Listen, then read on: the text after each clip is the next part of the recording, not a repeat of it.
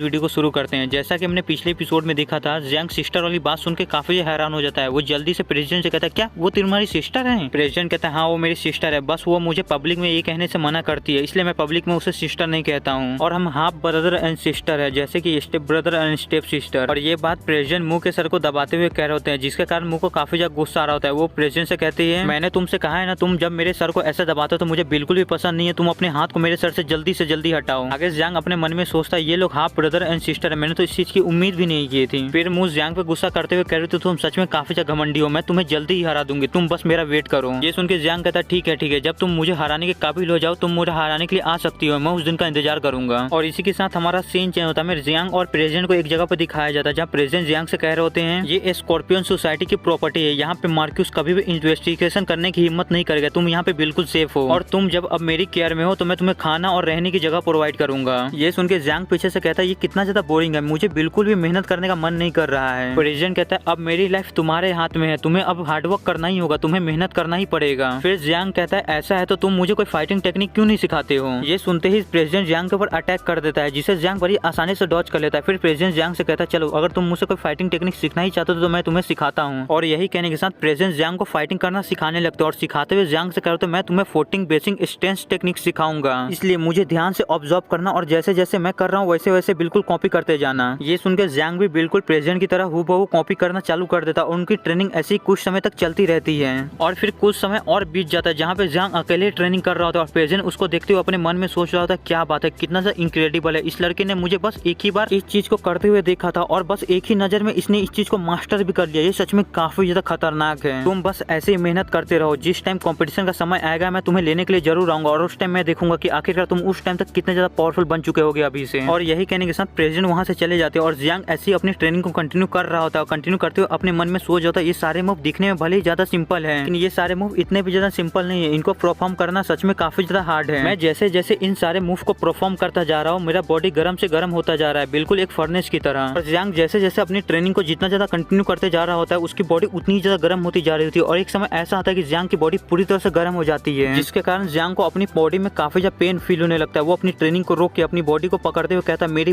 Body काफी ज्यादा दर्द कर रही है, मुझे ऐसा लग रहा है कि मेरी बॉडी अभी एक्सप्लोड हो जाएगी, क्या यही मेरी बॉडी की लिमिट है, बस मैं इतना ही कर सकता था। यही कहने के साथ जियांग एक बहुत ही ताकतवर चीख मारता है, जिसके कारण उसके शरीर से काफी ज्यादा एनर्जी रिलीज होती है। और जब उसके शरीर से पूरी तरह से एनर्जी रिलीज हो जाती है, तो वो अपने बॉडी को देखते हुए कह रहा था, आखिरकार ये क्या है, मेरी बॉडी के अंदर मुझे कुछ अलग फील हो रहा है, आखिरकार यहाँ चल क्या रहा है मेरी बॉडी के साथ। जियांग इतना कहता है कि तभी उसके सामने उसके सिस्टम का एक नोटिफिकेशन आता है, जहाँ उसे बताया जाता है मार्शल आर्ट फाइटिंग लेवल 1 का है, और QI एंड ब्लड ट्रांसपोर्टिव भी लेवल 1 का है। जिसे देख के जियांग हैरान होती हुई अपने मन में सोचा, क्या QI एंड ब्लड ट्रांसपोर्टिव, मैंने इसको रियलाइज ही नहीं किया था कि मेरा ड्रीम सिस्टम रियलिटी में भी अपग्रेड हो सकता है। मुझे तो ऐसा लगता था कि मेरा ड्रीम सिस्टम बस मेरे सपनों वाली दुनिया में ही अपग्रेड हो सकता था, लेकिन ये तो रियल वर्ल्ड में भी अपग्रेड हो सकता है। लेकिन मुझे अपनी बॉडी में कुछ चेंज क्यों नहीं महसूस हो रहा है? क्या मुझे अपने फाइटिंग आर्ट को यूज करके टेस्ट करना चाहिए, आखिरकार मेरी बॉडी में क्या क्या चेंजेस आए? यही कहने के साथ जियांग अपना खाली मुक्का हवा में चलाता है, इसके कारण उसके मुक्के से काफी ज्यादा हवा का प्रेशर रिलीज होता है, जिसे देख के जियांग कहता है, अच्छा ये है QI and blood transfer function, ये तो सच में काफी ज्यादा औसम है। यही कहने के साथ जियांग अपने पैर में भी QI बोलो या हवा का प्रेशर बोलो, कुछ भी बोल सकते हो, अभी तक मुझे समझ में नहीं आया है हवा का प्रेशर है या कोई एनर्जी है, चलो अभी तक हम इसको बस एनर्जी ही कहते हैं। यही कहने के साथ जियांग अपने पैर में भी एनर्जी को इकट्ठा करता है, और एक बहुत ही ताकतवर किक मारता है। किक मारने के बाद अपनी बढ़ी हुई पावर को देख के खुश होते हुए कहता है, ये तो सच में काफी ज्यादा अच्छा है, मुझे जो अभी नई नई पावर मिली है वो मुझे ऐसी पावर देती है जिससे मेरी बॉडी के अंदर जितनी भी पावर है या एनर्जी है वो मैं एक पॉइंट पे इकट्ठा कर सकता हूँ। क्या एक बार फिर से मैं अपनी सारी पावर को अपने पंच में इकट्ठा करके इस पंचिंग बॉक्स पे टेस्ट करूँ क्या? चलो एक बार फिर से इस चीज को टेस्ट करते हैं। यही कहने के साथ जियांग अपने हाथ में एनर्जी को इकट्ठा करता है, और एनर्जी को इकट्ठा करने के बाद उस पंचिंग बॉक्स पे मारता है, जिसके कारण वो पंचिंग बॉक्स काफी दूर तक उड़ जाता है, जिसे देख के जियांग खुश होते हुए कहता है, ये जो मेरी नई पावर है ये मेरे पंचेस को और मेरी किक को हद से भी ज्यादा स्ट्रॉन्ग बना देती है, ये तो सच में काफी ज्यादा ऑसम न्यूज है। जियांग ऐसे ही अपनी तारीफ कर ही रहा होता है कि तभी वो पंचिंग बॉक्स वापस आता है, और जियांग को एक बहुत ही ताकतवर टक्कर मारता है, जिसके कारण जियांग जमीन पे गिर जाता है, और जमीन पे गिरने के बाद उस पंचिंग बैग को देखते हुए कह रहा था, मुझे लगता है कि ये प्रेसिडेंट की कोई सीक्रेट टेक्निक है जो मेरे टेक्निक से काफी ज्यादा हाई लेवल की है, इसलिए इसके बारे में मुझे नहीं पता चला और मैं इस पंचिंग बैग से टकरा गया। और यही कहने के साथ जियांग जल्दी से कूद के खड़ा हो जाता है, और खड़े होने के बाद खुद से ही कहता है कि मुझे ऐसी ट्रेनिंग करती रहनी होगी, क्योंकि मुझे मार्क्यूस के सारे लोगों को हराना है, मुझे उस कंपटीशन को जीतना है, मुझे अंडरग्राउंड में सबसे ज्यादा फेमस बनना है। अब से मेरी ट्रेनिंग तब तक नहीं रुकेगी जब तक कंपटीशन का दिन नहीं आ जाता है, मैं तब तक एकदम लगातार ट्रेनिंग करता ही रहूंगा। और जियांग के इतना कहने के साथ ही हमें सीधे कंपटीशन के दिन का सीन दिखाया जाता है, जहाँ पे प्रेसिडेंट खड़े होकर जियांग का वेट कर रहे होते हैं, और कुछ देर में वहाँ पे जियांग भी आ जाता है, और आने के बाद प्रेसिडेंट से कहता है, मुझे माफ करना, मैं थोड़ा लेट हो गया। फिर प्रेसिडेंट जियांग से कहते कोई बात नहीं, चलो अब इस मास्क को ले लो और पहन लो। ये सुन के जियांग प्रेसिडेंट से उस मास्क को ले लेता और पहन लेता। पहनने के बाद कहता है आखिरकार इस मास्क की क्या जरूरत है, मैं इस मास्क को पहनने के बाद मुझे ऐसा लग रहा है कि मैं कोई परवट हूँ। प्रेसिडेंट कहता है तुम्हें इस मास्क को पहनना जरूरी है क्योंकि तुम इसके बारे में भूलो मत, क्योंकि मार्क्यूस भी यहाँ पे है, वो तुम्हें देख के पहचान सकता है। और हाँ एक और बात, जो नए फाइटर्स होते हैं उनके नाम की जगह नंबर्स का यूज किया जाता है और तुम्हारा नंबर 14 है, इसलिए अपने नंबर को याद रखना, भूलना मत। यही कहने के साथ वो लोग फाइटिंग अरीना की तरफ जाने लगते हैं और रास्ते में जाते जाते जियांग प्रेसिडेंट से कहता है क्या हम लोग अपना नंबर खुद नहीं चुन सकते, जैसे कि 007 या 520 ऐसा कुछ। प्रेसिडेंट कहता है नहीं, नंबर को हम खुद से नहीं चुन सकते, नंबर रेंडमली मिलते हैं और जल्दी चलो तुम्हारा मैच 20 मिनट में स्टार्ट होने वाला है। यही सब बात करते हुए और दोनों जा ही रहे होते कि तभी जियांग की नजर कहीं पर पड़ती और प्रेसिडेंट से पूछता आखिरकार ये कौन है। फिर उस बंदे को देख के प्रेसिडेंट जियांग से बताता है ये भी तुम्हारी तरह एक न्यू कमर फाइटर था जो काफी जल्दी मारा गया, इसलिए अपना ध्यान रखना। प्रेसिडेंट इतना कहता है कि तभी माइक में अनाउंस होता है कि अगला फाइट बॉक्सर रॉक और 007 का है, जिसे सुन के प्रेसिडेंट कहता है डैम इट, हमें जल्दी चलना होगा, तुम्हारा फाइट जल्दी स्टार्ट होने वाला है। प्रेसिडेंट को ऐसे घबराते हुए देख के जियांग प्रेसिडेंट के पास आता है और प्रेसिडेंट से कहता है तुम्हें इतना ज्यादा टेंशन लेने की जरूरत नहीं है, मैं इस फाइट के लिए पहले से प्रिपेयर होकर आया हूँ। और यही कहने के साथ जियांग फाइटिंग अरीना के गेट के पास आ जाता है और गेट को खोलते हुए कह रहा था मुझे उम्मीद है कि ये सारी चीजें इतनी ज्यादा बोरिंग नहीं जाएंगी। इसी के साथ जियांग फाइटिंग अरीना के गेट को खोल देता है और सीधा अंदर की तरफ आने लगता है और वहाँ पे जितनी भी ऑडियंस होती है उन सारे का नजर जियांग के ऊपर ही होता है, सबका फोकस जियांग पे ही होता है और वहाँ पे जितनी भी ऑडियंस होती है वो जियांग को देख के चिल्लाने लगती है आखिरकार ये कितना ज्यादा कमजोर लड़का है, ये तो बिल्कुल किसी लड़की की तरह है, इसमें और लड़की में कोई डिफरेंस ही नहीं है। फिर दूसरा कोई कहता है ये लड़के तुम यहाँ पे क्या कर रहे हो, तुम घर पे जाओ अपनी दादी की कुकीज खाओ, यहाँ पे तुम फाइटिंग अरीना में क्या कर रहे हो। ऐसे ही वहाँ पे जितने भी दर्शक होते हैं वो जियांग को देख के उसके बारे में बुरा भला कहने लगते हैं, लेकिन जियांग वहाँ पे किसी की बातों पे ध्यान नहीं देता, वो सीधा फाइटिंग अरीना के ऊपर चढ़ने लगता है और उसके सामने ही उसका अपोनेंट खड़ा होता है और जियांग का अपोनेंट उससे हाइट में और बॉडी में काफी ज्यादा बड़ा होता है और वो काफी ज्यादा खतरनाक लग रहा होता है और वो जियांग से कहता है ये न्यू कमर तुम सच में काफी ज्यादा वीक लग रहे हो, मुझे अभी भी देर नहीं हुआ है, तुम हार को मान सकते हो और अपने घर लौट सकते हो, मैं तुम्हें यहाँ से जिंदा जाने दूंगा, क्या सोचते हो तुम इसके बारे में। लेकिन जियांग उस फाइटर की बातों को नजरअंदाज कर देता है और उस फाइटर को कोई भी जवाब नहीं देता और अपने फाइटिंग स्टेंस में आ जाता है। इस फाइटर का नाम रॉक होता है। रॉक जियांग को ऐसे फाइटिंग स्टेंस में आया हुआ देख के और अपने ऑफर पे उसे कोई भी ध्यान न देता हुआ देख के भड़क जाता है और जियांग से कहता है न्यू कमर तुम सच में काफी ज्यादा हिम्मत वाले हो जो तुमने मुझे गुस्सा दिलाया है, जबकि तुमने मुझे गुस्सा दिला दिया तो तुम्हें इसकी कीमत चुकानी होगी, मैं तुम्हें एक बहुत ही आसान मौत दूंगा। यही कहने के साथ रॉक जियांग के ऊपर अटैक करने के लिए बहुत ही तेजी से आगे बढ़ता है और अपने पैरों से जियांग के ऊपर अटैक करता है और रॉक के इस मूव को देख के वहाँ पे जितनी भी बैठी ऑडियंस होती है वो आपस में बात करने लगती है, अरे सभी लोग वहाँ पे देखो रॉक अपने किलर मूव को यूज कर रहा है, ये तो रॉक का किलर मूव है। और रॉक भी जियांग के ऊपर अटैक करते हुए जियांग से कहता है ये न्यू कमर ये मेरा ग्रेटिंग गिफ्ट है तुम्हारे लिए,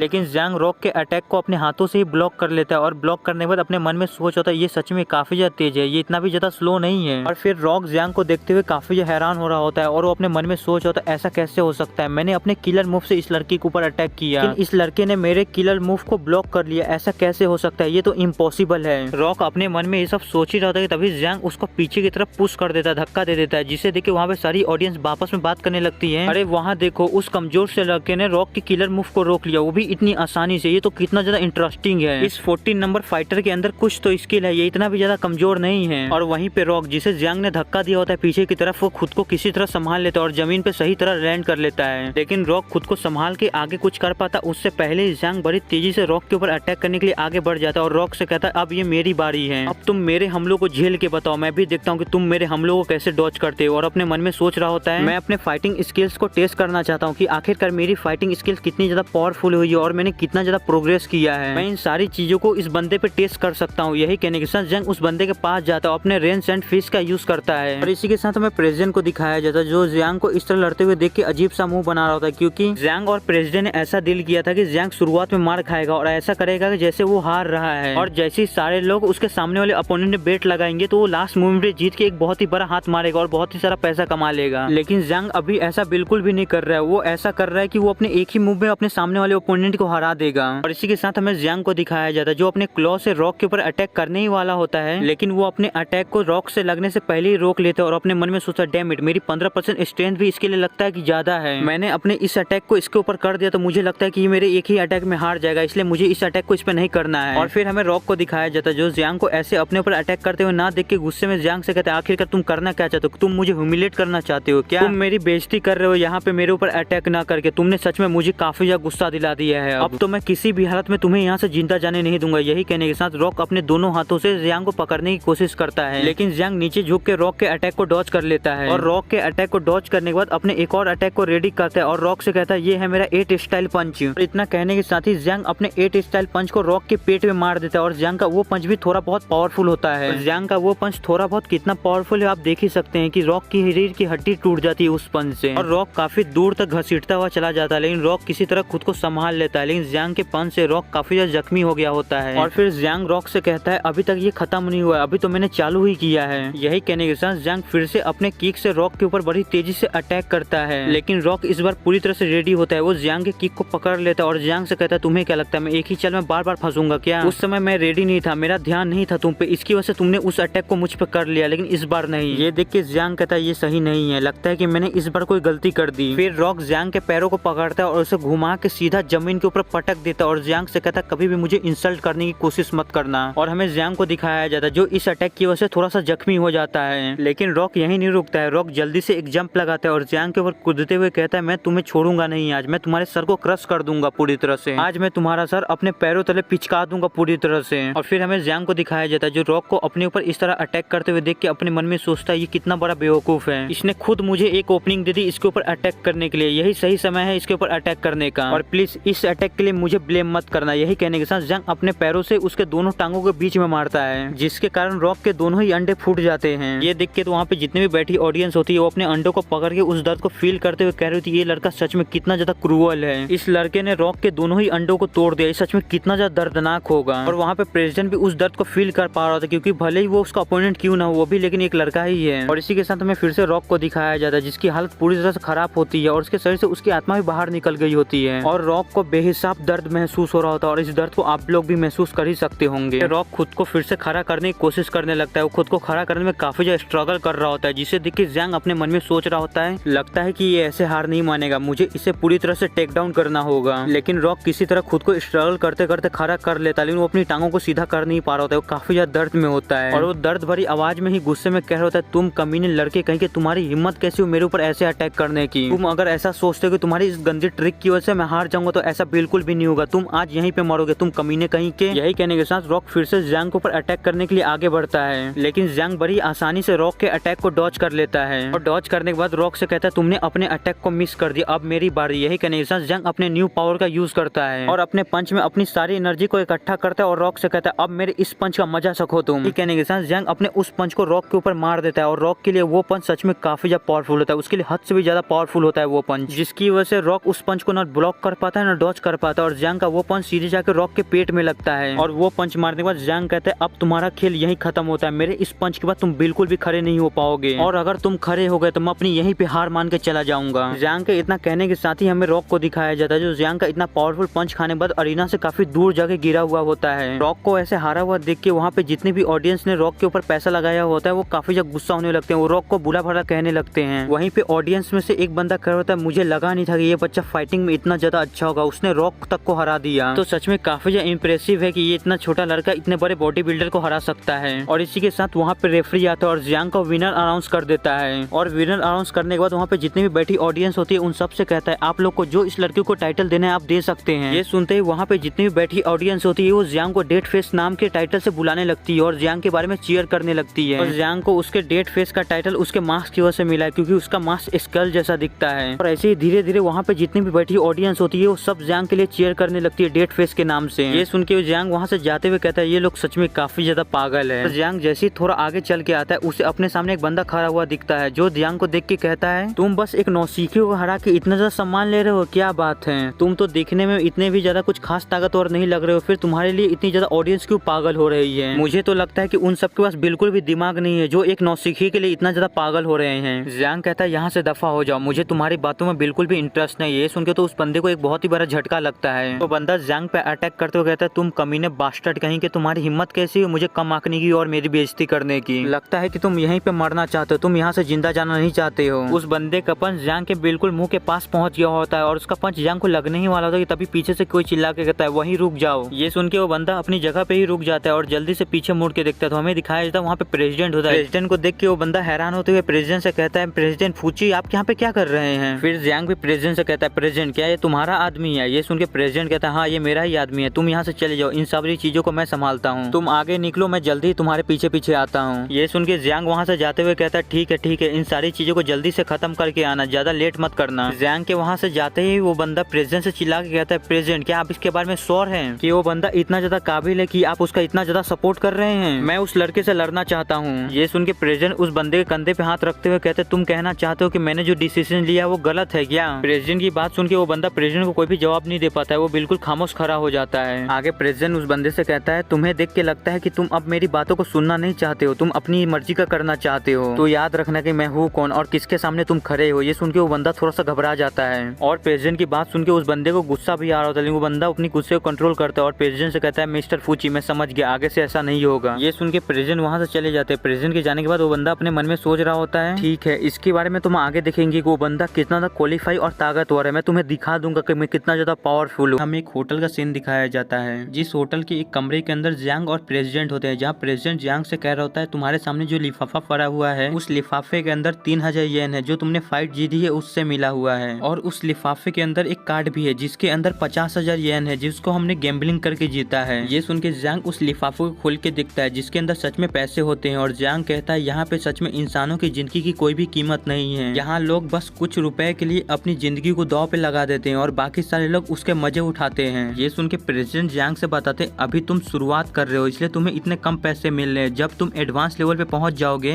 तब कहानी अभी से काफी ज्यादा अलग होगी। ये सुन के जियांग कहता तो फिर मैं एडवांस लेवल पे कब पहुंचूंगा? प्रेसिडेंट कहते हैं, अगले हफ्ते ही रिंग चैलेंज टूर्नामेंट है जिसके अंदर तुम्हें क्वालिफाई करने के लिए कम से कम 10 मैचेस जीतने होंगे, और मैं तुम्हें बताता हूँ जिस हिसाब से तुम्हारी अभी बॉडी की कंडीशन है और तुम्हारे लड़ने का तरीका है उस हिसाब से अगर तुम किसी मास्टर से मिलते हो तो वो बड़ी आसानी से तुम्हारे शरीर के एक एक हड्डियों को तोड़ देगा और तुम उसके सामने रजिस्ट भी नहीं कर पाओगे। ये सुन के जियांग कहता है, ठीक है चलो फिर प्रैक्टिस करते हैं, क्योंकि अभी मेरे पास कोई भी नहीं है जिसके साथ मैं प्रैक्टिस कर सकूं, इसलिए तुम मेरे साथ थोड़ी देर प्रैक्टिस करो। ये सुन के प्रेसिडेंट की तगड़ी वाली फट जाती है। प्रेसिडेंट को उस समय का फाइट याद आ जाता है जब जियांग ने उस मस्कुलर बंदे के अंडों को फोड़ा था। इसके कारण प्रेसिडेंट घबराते हुए कहते हैं, नहीं मैं तुम्हारे साथ अभी प्रैक्टिस नहीं कर सकता, मैं तुम्हारे साथ कभी और प्रैक्टिस करूंगा क्योंकि मेरे पास कुछ काम है आज करने के लिए। और यही कहने के साथ प्रेसिडेंट जल्दी से वहाँ से भाग के जाने लगते हैं और जाते हुए जियांग से कहते हैं, रेस्ट करना भी काफी ज्यादा इंपॉर्टेंट है, क्योंकि तुम अभी अभी फाइट करके आए हुए हो तो तुम काफी ज्यादा थके हुए होगे, इसलिए जितना ज्यादा हार्ड वर्क करने की जरूरत नहीं है, और वैसे भी फाइट एक हफ्ते बाद है इसलिए तुम आज आराम करो, कल से प्रैक्टिस चालू करना। ये सुन के जियांग का मुंह ही उतर जाता है और इसी के साथ हमें कुछ देर बाद का सीन दिखाया जाता है जहाँ पे जियांग अकेले ट्रेनिंग कर रहा होता है और वो अपने एक ही उंगली के बल पे अपने सारे बॉडी का भार देके प्रैक्टिस कर रहा होता है और वो काफी करीब प्रैक्टिस कर रहा होता है। फिर वो खड़ा हो जाता है, खड़ा होने के बाद कहता है, मेरी बॉडी मार्शल आर्ट के लिए इतनी भी ज्यादा सूटेबल नहीं है और मैं मार्शल आर्ट में इतना भी ज्यादा अच्छा नहीं हूँ, इसलिए मुझे जितना हो सके अपनी बॉडी को स्ट्रॉन्ग बनाना होगा और मार्शल आर्ट के लिए परफेक्ट करना होगा। इसके लिए मुझे अपना पूरा बेस्ट दे देना होगा और अपनी ट्रेनिंग को कंटिन्यू रखना होगा। और इतना कहने के साथ जियांग अपने मार्शल आर्ट की भी थोड़ी प्रैक्टिस करना चालू कर देता है। पहले वो अपने हाथ में अपनी एनर्जी को इकट्ठा करता है, फिर काफी तेजी से पंचेस चलाने लगता है और अपने पंचेस को स्ट्रॉन्ग करने लगता है। ऐसे ही वो अपने पैर के साथ भी करता है, वो अपने पैर में भी ऐसी एनर्जी इकट्ठा करता है और अपने पैर को लगातार बड़ी तेजी से चलाने लगता है ताकि उसकी स्पीड और पावर काफी ज्यादा बढ़ जाए। ऐसे कुछ समय तक वो अपने पंचेस अपने पैरों की ट्रेनिंग चालू ही रखता है जब तक वो पूरी तरह से एग्जॉस्ट नहीं हो जाता है। फिर जब वो पूरी तरह से थक जाता है, वो बेहोश होने की कंडीशन पे आ जाता है, तब वो रुक जाता है, अपनी बॉडी को थोड़ा सा रेस्ट देता है। और जियांग जैसे ही रुकता है, जियांग के सामने उसके सिस्टम का नोटिफिकेशन आता है जहाँ पे उसके मार्शल आर्ट का फाइटिंग लेवल 2 हो गया होता है और क्यू एंड ब्लड ट्रांसपोर्ट भी लेवल 2 का हो गया होता है, जिसे देख के जियांग अपने मन में कहता है, मेरी ताकत बिल्कुल भी नहीं बढ़ी है, लेकिन जो मैं मूव यूज करता हूँ उसकी एक्यूरेसी काफी ज्यादा बढ़ गई है। अब मैं अपने मार्शल आर्ट के मूव्स को बड़ी आसानी से यूज कर सकता हूँ। नावल में जो लिखा था वो बिल्कुल सच था, मार्शल आर्ट को प्रैक्टिस करने के लिए इंटरनल और एक्सटर्नल दोनों ही प्रैक्टिस करना पड़ता है, लेकिन देखने से लगता है कि मेरा म्यूटेशन काफी ज्यादा पहले से स्लो हो गया और मेरा लेफ्ट हैंड म्यूटेशन बढ़ गया है। लगता है कि ऐसा इसको कम यूज करने के कारण हो रहा है। तो इसका मतलब तो यही है कि जैसे जैसे मेरी बॉडी पावरफुल होती जा रही है वैसे वैसे म्यूटेशन स्लो होता जा रहा है। तो मेरी बॉडी जब काफी ज्यादा पावरफुल हो जाएगी तो ये म्यूटेशन काफी ज्यादा कम हो जाएगा, फिर मुझे ये ब्रेनलेस मॉन्स्टर नहीं बनना पड़ेगा। जियांग के इतना कहने के साथ ही हमारा सीन चेंज होता है, हमें फिर से उसी जगह को दिखाया जाता है जहाँ पे फाइट होने वाली होती है और उसके अंदर से काफी ज्यादा फाइट होने की आवाजें आ रही होती है। फिर हमें अंदर का सीन दिखाया जाता है जहाँ पे दो लोगों के अंदर फाइट हो रही होती है और एक बंदे को पंच पड़ता है और बंदा वहीं पे हार जाता है और रेफरी अनाउंस करता है कि विनर है 250 और ये सारी चीजें जियांग एक जगह से खड़े होकर देख रहा होता है, लेकिन तभी जियांग को कोई पीछे से डेड फेस कह के पुकारता है। ये सुन के जियांग पीछे मुड़ के देखता है तो हमें दिखाया जाता है वहाँ पे काफी ज्यादा खूबसूरत लड़की होती है जो जियांग को एक कार्ड दिखाते हुए कहती है, ये मैं तुम्हारे लिए लेके आई हूँ एक गिफ्ट के तौर पे, मुझे उम्मीद है कि तुम इसे एक्सेप्ट करोगे और इसे लेने के बाद तुम्हें पता ही होगा कि आगे क्या करना है। वो लड़की इतना कहती है कि तभी जियांग बड़ी तेजी से उस लड़की के पास पहुंच जाता है, जिसे देख के वो लड़की जियांग से कहती है, आखिरकार तुम क्या करने का ट्राई कर रहे हो। जिसे सुन के जियांग उस लड़की से पूछते, आखिरकार तुम हो कौन और तुम क्या बोल रही हो। फिर वो लड़की जियांग को अपने बारे में बताती है कि मैं इस शो की होस्ट हूँ और तुम्हारी अगली अपोनेंट, और मेरा नाम है कैसेंड्रा।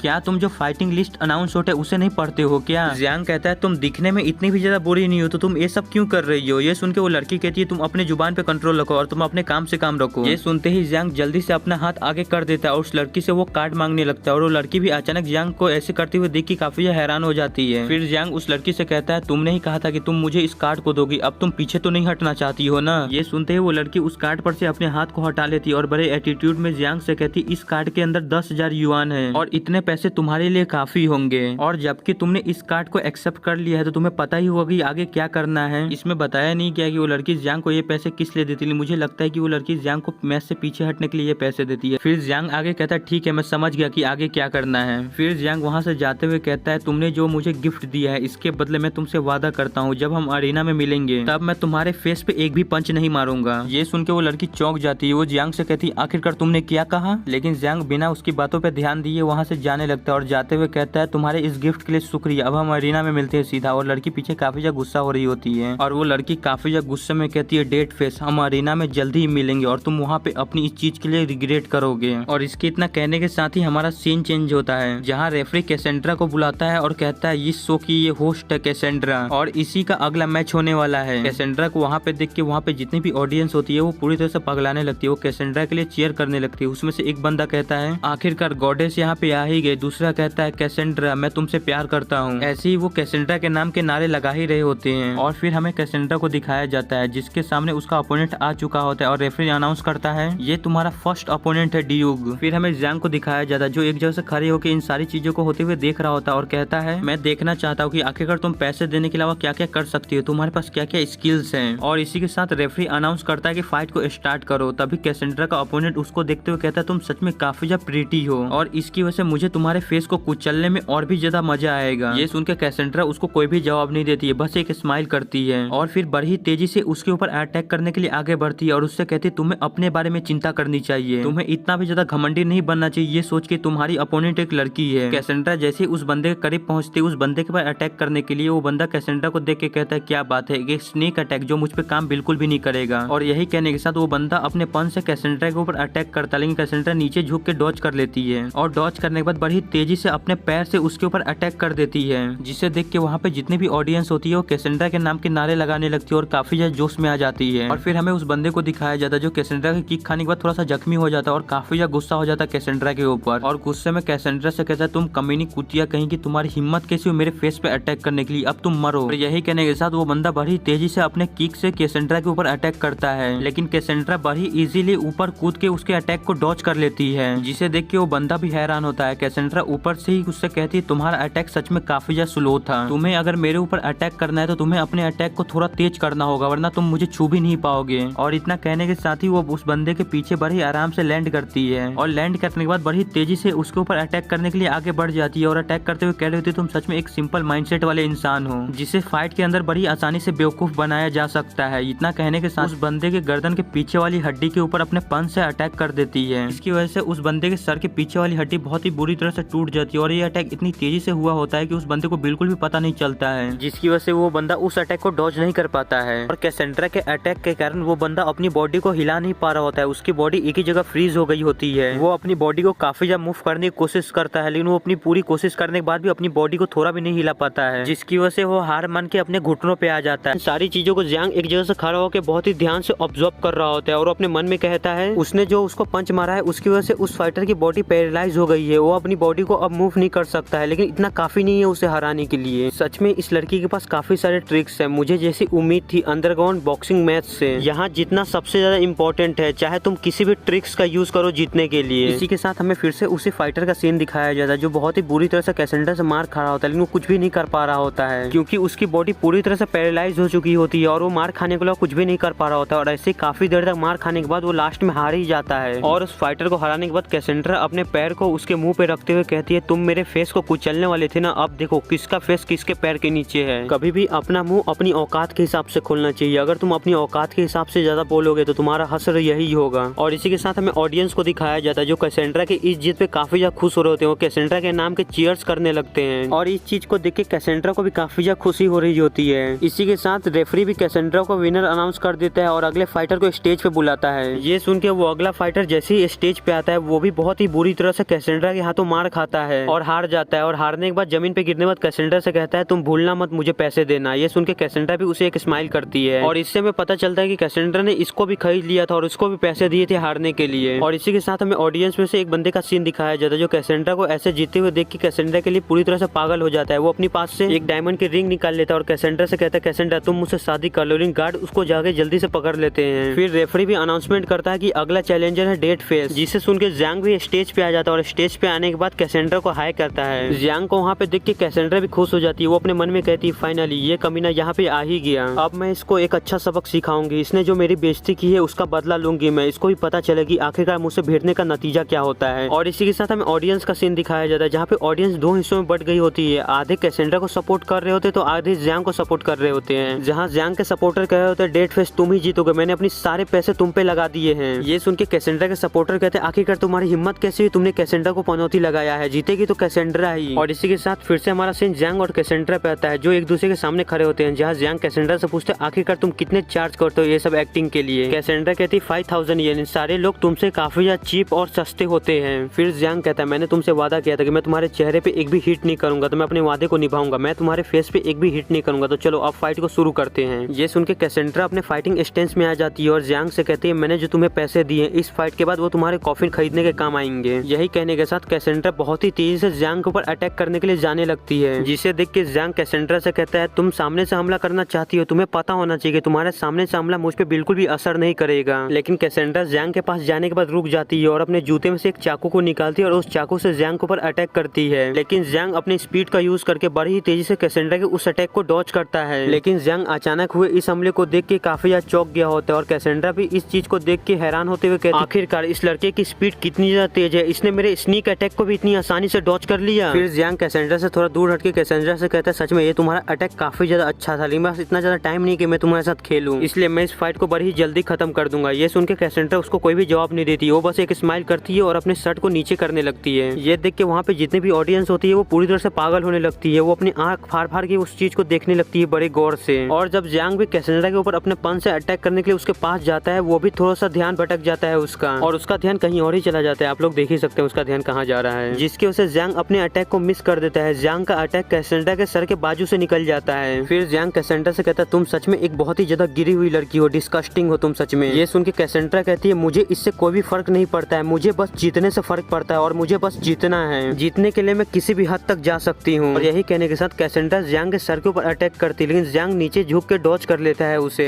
फिर बड़ी जल्दी से घूम के कैसेंड्रा के पीछे आ जाता है और अपने एल्बो से कैसेंड्रा के सर के पीछे अटैक करने वाला होता है। लेकिन कैसेंड्रा इस चीज से काफी ज्यादा डर जाती है, वो जोर से चिल्ला के ज़्यांग को अटैक करने से रोक देती है और ज़्यांग भी अपना बहुत अच्छा इंसान है, वो भी रुक जाता है उसके ऊपर अटैक करने से। फिर वो अपने घुटनों पे आ जाती है और ज़्यांग से कहती तुम्हें क्या लगता है अगर मुझे फोर्स नहीं किया जाता तो मैं यहाँ पे जाके अपनी जान को खतरे में डालती और फाइट करती, मुझे कोई भी शौक नहीं है अपनी जान को खतरे में डालने का, मुझे यहाँ पे आने के लिए फोर्स किया गया है। यही कहने के साथ वो अपने मुंह में कुछ कर रही होती है। फिर वो एक सही समय देख के जैसे ज़्यांग का ध्यान उसके ऊपर नहीं होता है वो अपने मुंह से उस चीज को शूट कर देती है ज़्यांग की तरफ, लेकिन ज़्यांग उस चीज को देख लेता है और जल्दी से उस अटैक को डॉज कर लेता है और वो अटैक सीधे जाके ऑडियंस में एक लड़के को लगता है, जिसकी वजह से उस लड़के की आंखें पूरी तरह से ब्लैंक हो जाती है, जिसे देख के वहाँ पे जितने भी बैठे हुए लोग होते हैं उसके बारे में बात करने लगते हैं आखिरकार इस लड़के को हुआ क्या, कहीं ये मर तो नहीं गया ना। और ये ज़्यांग भी देख रहा होता है और ये देख के कहता है सच में ये काफी ज्यादा करीबी मामला था, अगर ये मुझे लग जाता तो उसकी जैसी हालत मेरी भी हो जाती। और कैसेंड्रा जैसे ही देखती है कि उसके ऊपर ज़्यांग का ध्यान नहीं है, कैसेंड्रा जल्दी से कूद के पीछे हट जाती है ज़्यांग से। फिर ज़्यांग जल्दी से कैसेंड्रा की तरफ मुड़ता है और कैसेंड्रा से कहता है सच में तुम्हारे पास काफी अच्छे ट्रिक्स हैं। यही कहने के साथ ज़्यांग अपने फुल स्पीड का यूज करता है और बड़ी तेजी से कैसेंड्रा के पास पहुंच जाता है और उसे एक बहुत ही जोरदार पंच मारता है। और ज़्यांग का ये अटैक इतनी स्पीड से हुआ होता है कि कैसेंड्रा को बिल्कुल पता भी नहीं चलता कि आखिरकार उसके साथ हुआ क्या है। और हमें दिखाया जाता है ज़्यांग का पंच खाने के बाद कैसेंड्रा काफी ज्यादा जख्मी हो गई होती है और उसके मुंह से खून भी आने लगता है। फिर ज़्यांग कैसेंड्रा को उसके गले से पकड़ लेता है और उसे ऊपर की तरफ उठा देता है और उससे कहता है सच में तुम्हारे पास काफी सारे ट्रिक्स से प्ले करने के लिए और तुमने मुझे काफी ज्यादा परेशान भी किया, लेकिन अब ये फाइट यहीं खत्म होती है, अब तुम्हारा गला मेरे हाथ में है, मैं जब चाहूँ तुम्हारे गले को तोड़ के तुम्हें यहीं पे मार सकता हूँ। ये सुन के कैसेंड्रा ऑडियंस की तरफ एक जगह देखती है और वहाँ पे देख के बॉस कह रही होती है, जिससे हमें पता चलता है कि वहाँ पे उसका बॉस खड़ा है। फिर हमें उसके बॉस को दिखाया जाता है जो उसको देख के हंसते हुए कह रहा होता है मैंने इस गेम के अंदर काफी सारे पैसे इन्वेस्ट किए हैं, तुम्हें मेरे लिए कम से कम 5 गेम सर्वाइव करना होगा। फिर हमें कैसेंड्रा का दिखाया जाता है जिसकी हालत बहुत ही ज्यादा खराब होती है, ज़्यांग ने उसका गला काफी तेजी से पकड़ के रखा होता है जिसकी वजह से उसका दम घुट रहा रहा होता है। वो अपनी दर्द भरी आवाज में जियांग से कहती है मुझे जिंदा रहना है, प्लीज मुझे जाने दो, मुझे मत मारो। ये सुन के जियांग उसका गला छोड़ देता है, उसे जिंदा रहने का एक मौका देता है। फिर रेफरी भी जियांग को इस मैच का विनर अनाउंस कर देता है और जियांग से कहता है कांग्रेचुलेशन डेड फेस नया रिंग मास्टर बनने के लिए। फिर हमें ऑडियंस में जियांग को सपोर्ट करने वालों को सीन दिखाया जाता है जो जियांग की जीत पे काफी ज्यादा खुश होते हैं क्योंकि उन्होंने जियांग के ऊपर पैसा लगाया हुआ होता है और अब जियांग के जीतने की वजह से उन्हें भी काफी सारा पैसा मिलेगा, इसलिए वो जियांग के नाम के नारे लगा रहे होते हैं। और फिर से हमें अरीना का सीन दिखाया जाता है जहाँ पे रेफरी जियांग से कह रहा है कि तुम्हारे पास चॉइस है कि तुम 10 मिनट तक आराम कर सकते हो, लेकिन जियांग आराम करने से मना कर देता है और रेफरी से कहता है कि मैं बिल्कुल भी नहीं थका हूँ, मेरे पास अभी भी काफी सारी ताकत बची हुई है, इसलिए इस फाइट को कंटिन्यू करो आगे। जियांग के इतना कहने के साथ ही हमें एक घायल बंदे को दिखाया जा रहा होता है जो कहता है कि मैं नहीं जानता हूँ कि आखिरकार यहाँ पे हुआ क्या। ये सारी चीजें इतनी तेजी से हुई कि मुझे बिल्कुल भी समझ में नहीं आया कि आखिरकार यहाँ पे हो क्या रहा है। इस बंदे के इतना कहने के साथ ही हमें कुछ देर पहले का सीन दिखाया जाता है जब ये बंदा जियांग से लड़ने के लिए अरीना में आया हुआ होता है, लेकिन ये बंदा जियांग के एक ही पंच में अरीना से बाहर उड़ता हुआ चला जाता है। हमें अरीना के बाहर का सीन दिखाया जाता है जहाँ पे काफी सारे फाइटर बेहोश पड़े हुए होते हैं और वो बंदा आगे बताता है कि मेरे जैसे काफी सारे फाइटर डेथ फेस से लड़ने के लिए आए, लेकिन वो डेथ फेस के एक पंच को भी नहीं झेल पाए, वो बड़ी आसानी से डेथ फेस के हाथों हार गए और डेथ फेस अभी भी अरीना का रिंग मास्टर है। और इसी के साथ रेफरी भी जियांग को इस राउंड का विनर अनाउंस कर देता है। फिर रेफरी जियांग से फिर पूछता है कि क्या आपको आराम करना है, लेकिन जियांग फिर से आराम करने से मना कर देता है और कहता है जितने भी बजे सबको एक साथ ही भेजो, मेरे पास इतना टाइम नहीं है कि मैं इन सबसे एक ही करके लड़ सकूं, इसलिए इन सबको एक साथ मुझसे लड़ने के लिए अरीना। रेफरी जियांग से कह रहा होता है अगर तुम रूल्स को चेंज करना चाहते हो और आराम बिल्कुल भी नहीं करना चाहते हो तो तुम्हें याद रखना होगा क्योंकि इसके बाद तुम बिल्कुल भी आराम नहीं कर पाओगे और तुम्हें लगातार ही मैच करना होगा जब तक तुम्हारा आखिरी मैच नहीं आ जाता और तुम रिंग मास्टर नहीं बने रहते हो। ये जानने के बाद भी जियांग आराम नहीं करता है और अगले फाइट के लिए तैयार हो जाता है। ये सुन के रेफरी अगले फाइटर को अरीना में बुलाता है। ये सुनते ही अगला फाइटर जल्दी से अरीना में आ जाता है और जियांग के ऊपर अटैक करते हुए कहता है कि मेरे बॉस ने मुझसे कहा है कि अगर मैं तुम्हें 10 मिनट तक होल्ड कर लेता हूँ तो वो मुझे काफी सारा पैसा देगा। लेकिन उस फाइटर के अटैक करने से पहले जियांग जल्दी से उसकी तरफ जाता है और उस फाइटर के ऊपर अटैक कर देता है। ये देख के वहाँ पे जितने भी ऑडियंस होती है वो पूरी तरह से एक्साइटेड हो जाती है। वो सारे लोग जियांग के ऊपर पैसे लगाने के लिए तैयार हो जाते हैं, वो जियांग के लिए चीयर करने लगते हैं और वो फाइटर जियांग के ऊपर अटैक करते हुए अपने मन में कह रहा होता है मेरे बॉस ने मुझसे कहा है कि मुझे बस इसे कुछ सेकंड तक होल्ड करके रखना है, उन्होंने मेरे ऊपर काफी सारे पैसे लगाए हैं इसलिए मुझे इसे कुछ देर तक होल्ड करके रखना ही होगा। लेकिन वो फाइटर जैसे जियांग के पास जाता है उसके ऊपर अटैक करने के लिए जियांग उल्टा उसके ही मुंह पे एक पंच जड़ देता है और जियांग के बस उसी एक पंच के साथ वो फाइटर हार जाता है और रेफरी अनाउंस करता है कि डेड फेस ने 9th फाइटर को भी हरा दिया है। क्या कोई ऐसा है जो डेड फेस को हरा सकता है, उसके टक्कर का कोई हो सकता है? अभी तक डेड फेस ने लगातार 9 मैच जीत लिए हैं। और इतना ही कहने के साथ रेफरी जियांग के 10th अपोनेंट को रिंग में बुलाता है और ये हुडी वाला बंदा ही जियांग का 10th अपोनेंट होता है। रेफरी के इतना कहने के साथ ही वहाँ पे जितने भी ऑडियंस होती है वो जियांग को देखते हुए आपस में बात करने लगती है डेड फेस ने इस बंदे को भी इतनी आसानी से हरा दिया,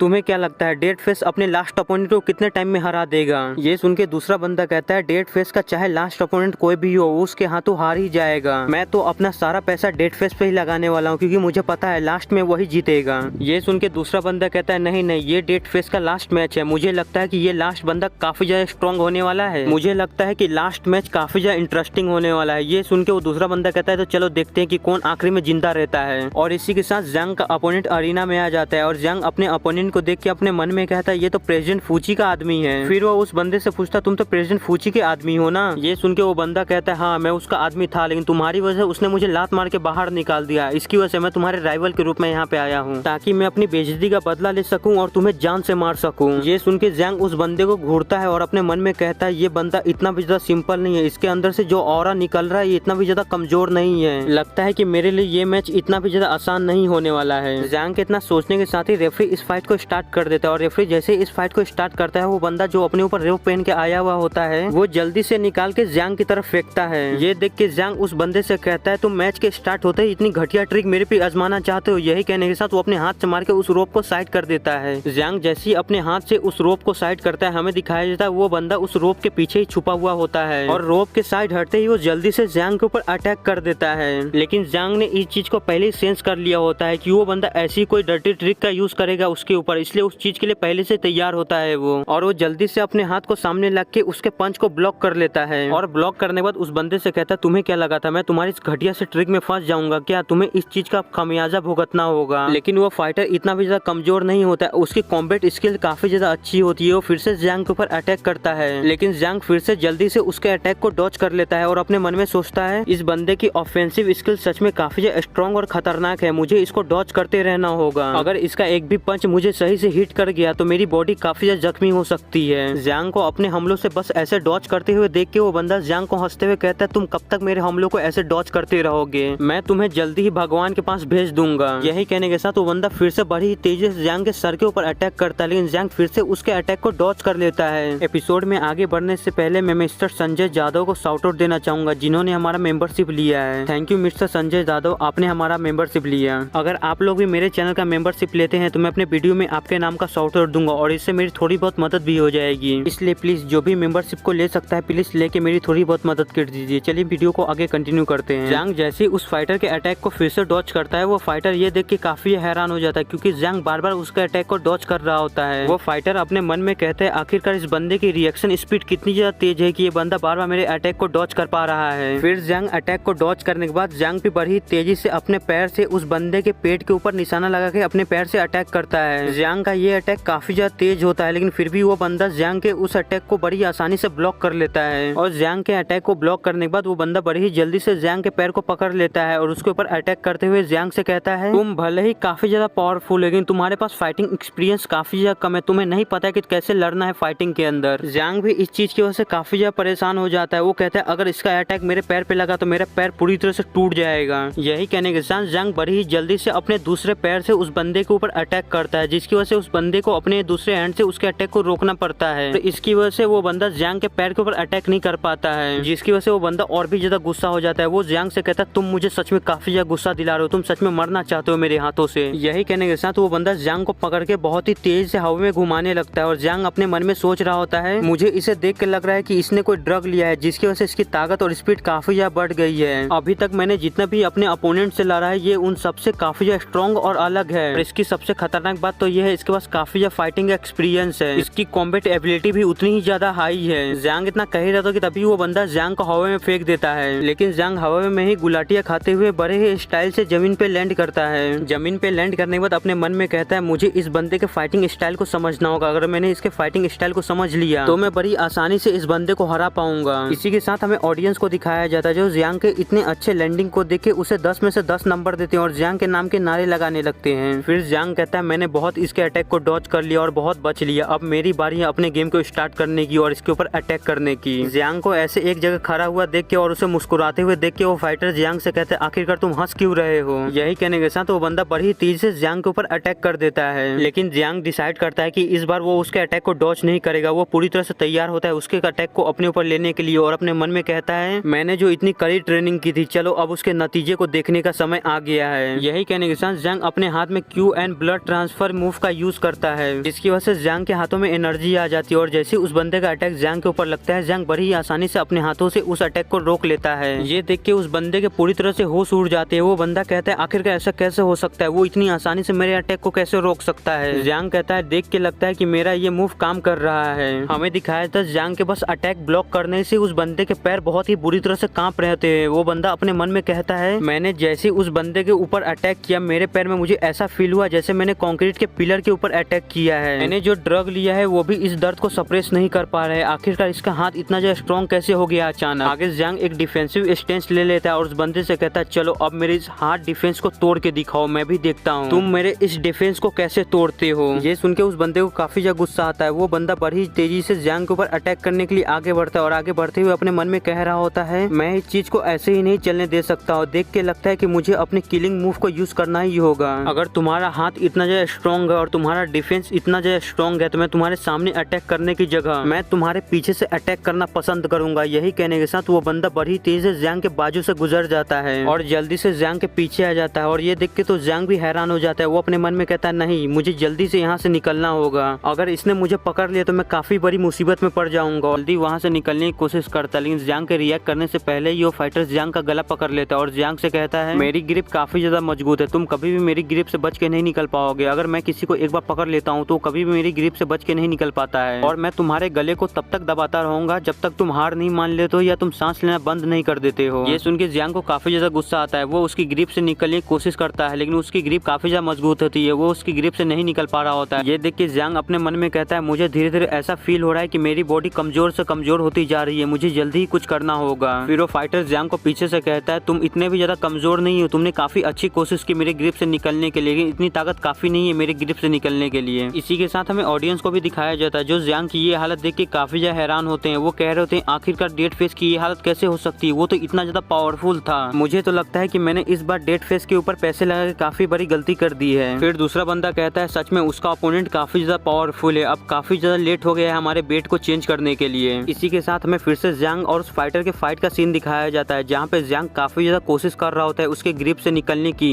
लेकिन फिर भी वो नहीं निकल पा रहा होता है। फिर वो अपने हाथ को उठाता है और बड़ी तेजी से घुमा के उस फाइटर के पेट में मार देता है। लेकिन इस हमले को खाने के बाद भी वो फाइटर अपनी पकड़ को बिल्कुल भी ढीला नहीं करता है। वो पहले जितनी पकड़ से ज़्यांग को पकड़ के रखता है और ज़्यांग से कहता है सच में ये हमला तुम्हारा काफी ज्यादा अच्छा था, लेकिन इतना काफी नहीं है जिससे तुम मेरी पकड़ से छूट सको। तुम्हें इससे ज्यादा कोशिश करना होगा और ताकत लगाना होगा अगर तुम मेरी पकड़ से छूटना चाहते हो तो। लेकिन तभी ज़्यांग के दिमाग में एक आइडिया आता है। वो जल्दी से अपने पैर को उसके पैर के साथ फंसाता है और ब्लड एंड क्यू ट्रांसफर का यूज करता है, जिसकी वजह से उसका पैर काफी ज्यादा मजबूत हो जाता है और अपने पैर को बहुत ही तेजी से उसके पैर के साथ ही ऊपर उठा देता है, जिसकी वजह से उन दोनों का ही बैलेंस बिगड़ जाता है। और ज़्यांग उससे कहता है तुम्हारा हाथ और तुम्हारी पकड़ भले ही कितनी भी ज्यादा पावरफुल क्यों न हो, लेकिन तुम्हारा पैर उतना ही ज्यादा कमजोर है, इसलिए मैंने तुम्हारे पैर पे टारगेट किया। ज़्यांग के इतना कहने के साथ ही वो दोनों जमीन पे गिर जाते हैं और जमीन पे गिरते उस फाइटर के मुंह से खून निकलने लगता है और उसकी हालत काफी ज्यादा खराब हो जाती है और इसकी वजह से उसकी पकड़ भी ज़्यांग से काफी ज्यादा ढीली हो जाती है। इस बात का फायदा उठा के बड़ी आसानी से ज़्यांग उसके पकड़ से निकल जाता है। ये देख के तो उस फाइटर की पूरी तरह से हालत खराब हो जाती है। वो कहता है नहीं, मुझे जल्दी से कुछ करना होगा, ये पूरी तरह से मेरी पकड़ से आजाद हो जाए इससे पहले। यही कहने के साथ वो फिर से बड़ी तेजी से ज़्यांग को पकड़ने की कोशिश करता है, लेकिन ज़्यांग उसके एक ही चाल में बार बार नहीं फंसने वाला था, इसलिए वो बड़ी तेजी से उसके हाथ को पकड़ लेता है और पकड़ने के बाद अपने पावर का यूज करके उसके हाथ की हड्डियों को तोड़ देता है। इसकी वजह से उस फाइटर को काफी ज्यादा दर्द होता है। वो एक बहुत ही जोरदार चीख मारता है और उसको काफी ज्यादा दर्द होने लगता है और वो अपना हाथ पकड़ के वहीं पे जोर जोर से चिल्लाने लगता है और इस मौके का फायदा उठा के ज़्यांग बड़ी तेजी से घूम के उससे दूर आ जाता है और दूर आने के बाद खड़े होते हुए कहता है सच में तुमने काफी अच्छी कोशिश की जीतने की, लेकिन इतना काफी नहीं है मुझे हराने के लिए। अगर मेरी जगह कोई और होता तो बड़ी आसानी से तुम्हारे हाथों हार जाता, लेकिन ये कितनी ज्यादा बुरी बात है कि तुम्हारा अपोनेंट मैं हूँ और तुम्हारी इन घटिया ट्रिक्स की वजह से अब मुझे काफी ज्यादा गुस्सा आ गया है। अब तुम मुझे ब्लेम मत करना अगर मैं तुम्हें यहीं पे मार दूं तो। ज़्यांग की इस धमकी को सुन के वो बंदा काफी ज्यादा डर जाता है। वो जल्दी से अपने घुटनों पे आ जाता है और अपनी हार को स्वीकार कर लेता है। उसको ऐसे हार मानते हुए देख के तो ज़्यांग भी काफी ज्यादा हैरान हो जाता है। वो कहता है क्या ये अब हार मान रहा है। इसी के साथ हमें ऑडियंस को भी दिखाया जाता है जो उसको ऐसे हार मानते हुए देख के काफी ज्यादा गुस्से में आ जाता है। वो चिल्ला कहने लगते हैं आखिरकार तुम्हारी हिम्मत कैसे हुई ऐसे हार मानने की, अब जबकि तुम्हारे जान पे आ गई है तो तुम ऐसे हार मान रहे हो। फिर वहाँ पे रेफरी भी आ जाता है जो उसको बाहर से चिल्ला के कहता है तुम ऐसे ही रूल को बदल नहीं सकते हो, तुम हार नहीं मान सकते हो। ये मैच लाइफ एंड डेथ का है, जब तक तुम दोनों ही जिंदा रहोगे ये फाइट खत्म नहीं होगी। जब तक तुम दोनों में से एक कोई मर नहीं जाता है तब तक ये फाइट खत्म नहीं होगी। आगे वो रेफरी उसके पास जाता है और उसके कान में कहता है जल्दी से खड़े हो जाओ और इस फाइट को कंटिन्यू रखो।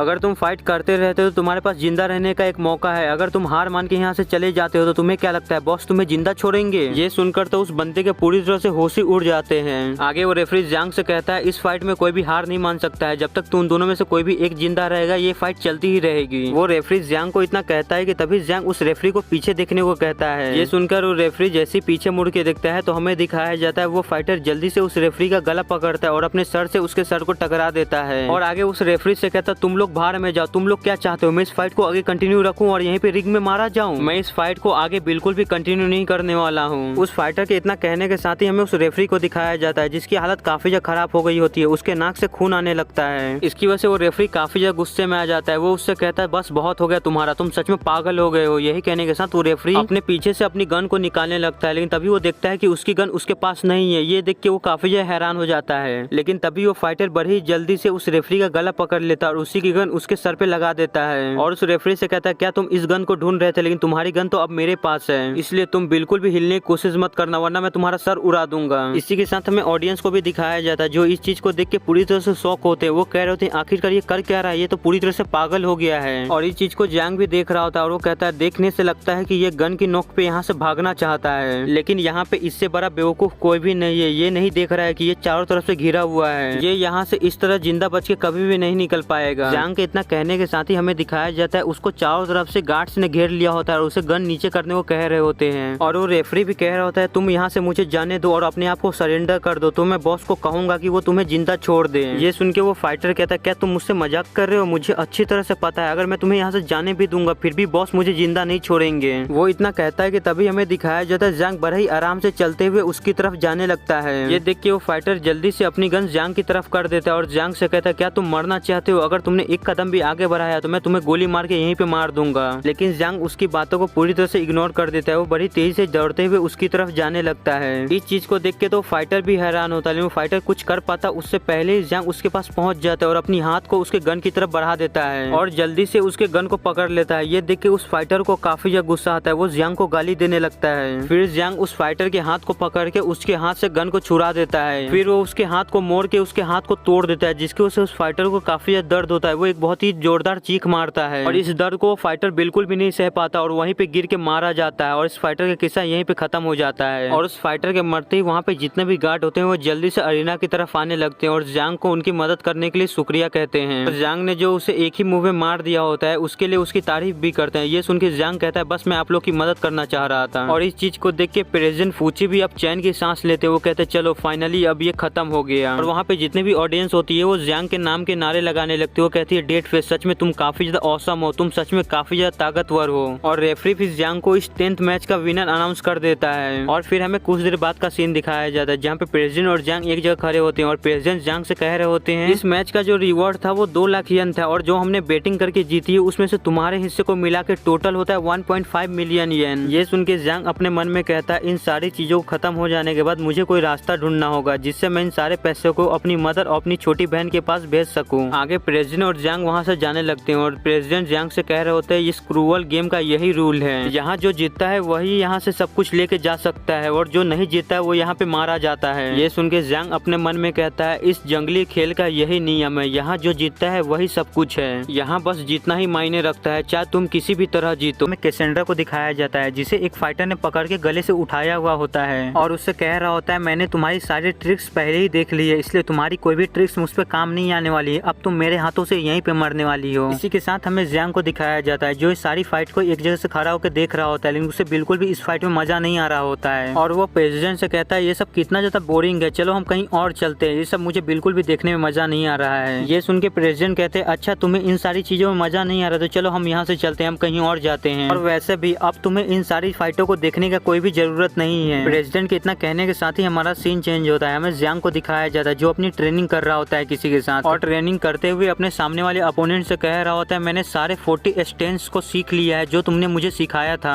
हमें दिखाया जाता है कोई और नहीं प्रेसिडेंट होता है जो जियांग से कहता है इन सारे स्टैंड्स को सीखना इजी है पर इन सारे स्टैंड्स को मास्टर करना सबसे ज्यादा हार्ड है। काफी सारे लोग इस 40 स्टैंड्स को सीख तो लेते हैं लेकिन वो अपनी पूरी जिंदगी में कभी भी इसको मास्टर नहीं कर पाते हैं, इसलिए तुम्हें इसको मास्टर करने पे ज्यादा ध्यान देना चाहिए। ये सुन के जियांग प्रेसिडेंट के ऊपर अटैक करते हुए कह रहा होता है चलो अब मैं तुम्हें दिखाता हूँ कि मैंने इसको कितना सीखा और कितना मास्टर किया, अब मैं अपनी पूरी पावर का यूज करूंगा। जियांग की पूरी पावर यूज करने वाली बात सुन के प्रेसिडेंट हैरान हो जाता है। वो जल्दी से अपनी डिफेंसिव पोजीशन में आ जाता है और जियांग के पंच को ब्लॉक करने के लिए तैयार हो जाता है। ये देख के जियांग जल्दी से अपने पैर से प्रेसिडेंट के पैर के ऊपर अटैक करता है ताकि वो उनके डिफेंसिव पोजीशन को तोड़ सके और ऐसा होता भी है। जियांग के पैर के ऊपर अटैक करने की वजह से प्रेसिडेंट अपने डिफेंसिव पोजीशन से हट जाता है और जियांग का पंच प्रेसिडेंट को लगने ही वाला होता है, लेकिन उससे पहले ही प्रेसिडेंट जियांग को रोक देता है। जियांग के रुकते ही प्रेसिडेंट जल्दी से अपने पैर को पकड़ लेता है और दर्द से जोर जोर से चिल्लाने लगता है। फिर आगे जियांग प्रेसिडेंट के पास आता है और प्रेसिडेंट से कहता है देखा ना तुमने, मैंने इन सारे 40 स्टैंड्स को अच्छे से सीख लिया, क्या तुम अब मुझे दूसरा मूव कोई सिखा सकते हो? फिर आगे प्रेसिडेंट कहता है हाँ मैंने देखा, तुमने इन सारे 40 स्टैंड्स को काफी अच्छी तरह से सीख लिया और ये 40 स्टैंड्स तुम्हारे लिए काफी रहेगा जिससे तुम कंपटीशन जीत सको। इन 40 स्टैंड्स की मदद से तुम बड़ी आसानी से कंपटीशन में जीत सकते हो। क्या तुम अभी भी कोई नया मूव सीखना चाहते हो? ये सुन के जियांग कहता है हाँ मैं सीखना चाहता हूँ। जियांग इतना कहता है कि तभी जियांग को सिस्टम का नोटिफिकेशन आता है जो जियांग को बताता है तुम्हारा Q and blood transfer level 3 का हो गया और इसमें लो मिसिंग होने के कारण तुम इसे फ्यूचर में अपग्रेड नहीं कर सकते हो। लेकिन जियांग इन सारी चीजों पे इतना ज्यादा ध्यान नहीं देता है। वो प्रेसिडेंट से कहता है तुम्हारी बातें सुन के लग रहा है कि तुम मुझे आगे कोई मूव सिखाना नहीं चाहते हो। अगर तुम मुझे कोई मूव नहीं सिखाना चाहते हो तो एक मर्द की तरह मेरे मुंह पे बोलो, ऐसे घुमा फिरा के मत बोलो। ये सुनकर प्रेसिडेंट अपना मुंह घुमाते हुए कहता है चलो इसके बारे में बात करते हैं। मैं तुम्हें सच सच सारी चीजें बताता हूँ। मेरे मास्टर ने मुझे समझाया है कि मैं अपनी टेक्निक को आगे किसी को नहीं सिखा सकता हूँ और मैंने तुम्हें पहले ही 40 स्टैंस मूव को सिखा दिया है। इसकी वजह से मैंने पहले एक रूल को तोड़ दिया है। अब मुझे ज्यादा फोर्स मत करो कि मैं तुम्हें और टेक्निक सिखाऊं। ये सुन के जियांग कहता है अच्छा ठीक है, मैं तुम्हें अब फोर्स नहीं करूंगा सिखाने के लिए। चलो अब मुझे बताओ कंपटीशन के बारे में कोई न्यूज आया है कि नहीं? ये सुन के प्रेसिडेंट उसे बताता है मैंने उनसे बात की, उन्होंने मुझसे कहा कि वो अभी भी कंपटीशन की तैयारी कर रहे हैं, इसलिए तुम्हें वेट करना होगा थोड़ा। फिर जियांग कहता है अच्छा ठीक है, चलो अब तुम मुझे बताओ कि आखिरकार मार्क्यूस का पैलेस कहाँ पे है, मुझे उससे मिलने के लिए जाना है। ये सुन के प्रेसिडेंट कहता है क्या तुम वहाँ पे मरने के लिए जाना चाहते हो? तुम्हें पता है तुम जब तक यहाँ पे हो वो तुम्हें ढूंढ नहीं सकता है। है अगर तुम वहाँ पे जाते हो तो तुम किसी खतरे में पड़ सकते हो, इसलिए मैं तुम्हें सलाह दूंगा कि तुम वहाँ पे मत जाओ। ज़्यांग कहता है अगर तुम मुझे नहीं बताते हो कि मार्क्यूस का पैलेस कहाँ पे है तो मुझे कोई मूव सिखाओ। ये सुन के प्रेसिडेंट चौंकते हुए कहता है क्या तुम मुझे मरवाना चाहते हो? अगर इस बारे में मेरे मास्टर को पता चला तो मुझे मार डालेंगे, इससे अच्छा तो मैं तुम्हें बता ही देता हूँ उसका पैलेस कहाँ पे है। प्रेसिडेंट के इतना कहने के साथ ही हमारा सीन चेंज होता है, हमें एक जगह का सीन दिखाया जाता है जहाँ पे ज़्यांग आया हुआ होता है और अपने मन में कह रहा होता है ये कितनी ज्यादा अफसोस की बात है, फूची ने बस मुझे इस जगह के बारे में बताया, इससे ज्यादा उसने मुझे कुछ नहीं बताया और फूची प्रेसिडेंट का ही नाम है। ज़्यांग वहाँ पे खड़ा होकर ये सब कह ही रहा होता है, तभी ज़्यांग को पीछे से कोई बुलाता है। ये सुन के ज़्यांग जब पीछे मुड़ के देखता है तो वहाँ पे एक लड़का होता है जो ज़्यांग को देख के कहता है क्या तुम चाइना से हो? ज़्यांग कहता है हाँ मैं चाइना से हूँ। ये सुन के वो बंदा आगे ज़्यांग से हाथ मिलाता है और अपना नाम ज़ैंग वांग बताता है और कहता है कि मैं यूनिवर्सिटी स्टूडेंट हूँ। ये सुन के ज़्यांग भी उससे हाथ मिलाता है और उसको अपना नाम ली ज़्यांग बताता है। अब से हम इस लड़के को वांग कहेंगे। आगे वांग कहता है कि मैं यहाँ पे अपने फ्रेंड्स के साथ आया हूँ जिन्होंने यहाँ पे एक प्राइवेट रूम बुक किया है, हम वहाँ पे थोड़ी बहुत मस्ती करने वाले हैं, क्या तुम हमें ज्वाइन करना पसंद करोगे? मैं चाइना में कुछ टाइम तक रहा था, मैंने वहाँ पे काफी अच्छे अच्छे दोस्त बनाए थे,